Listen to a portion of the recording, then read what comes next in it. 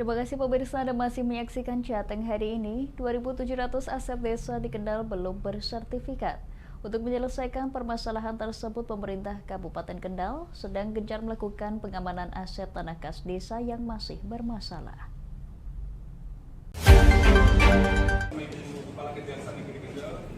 Pemerintah Kabupaten Kendal mengadakan penandatanganan kerjasama antara kepala desa, Kejaksaan dan Badan Pertanahan Nasional agar aset tanah kas desa tidak dikuasai oleh pihak ketiga.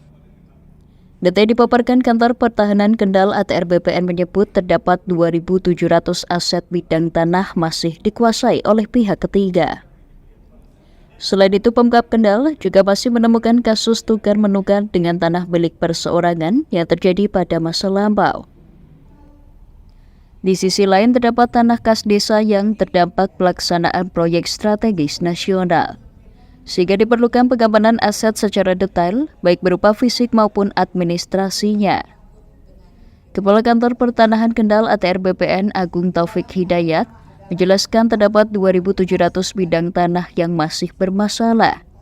Pihaknya pun menunggu peran aktif dari pemerintah desa untuk memastikan kepastian hukum atas aset desa tidak bergerak ini.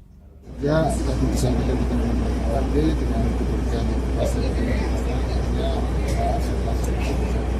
secara optimal bisa.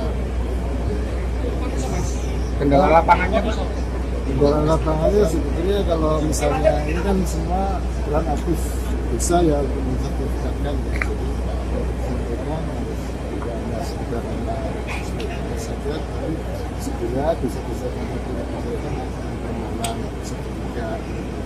Kemudian sebelum dilakukan permohonan ya dikuasai dulu di pemasangan batas, selesaikan dulu berapa nanti karena dikuasai selesai nanti bagaimana berada.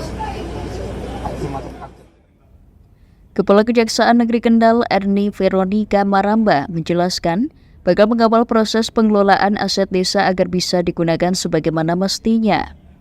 Veronica mengungkapkan ada 48 desa yang telah menjalin kerjasama untuk proses sertifikasi aset desa. Veronica berharap tidak ada jual beli terhadap aset desa tidak bergerak. Jikapun tukar guling harus sesuai dengan aturan yang ada. Pemahaman yang sudah dilakukan. Jadi berdasarkan data masih ada sekitar 2.700-an kalau tidak salah ingat aset desa yang belum bersertifikasi.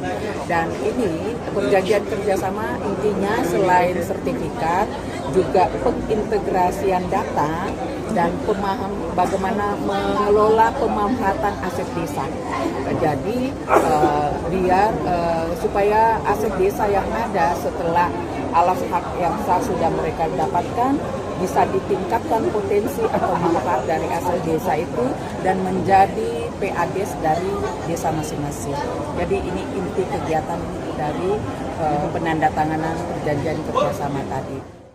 Kejari meminta kepada jajarannya agar segera menyelesaikan persoalan ini sebelum berlarut-larut. Dari Kendal, Wahyudi, Lingkar TV melaporkan.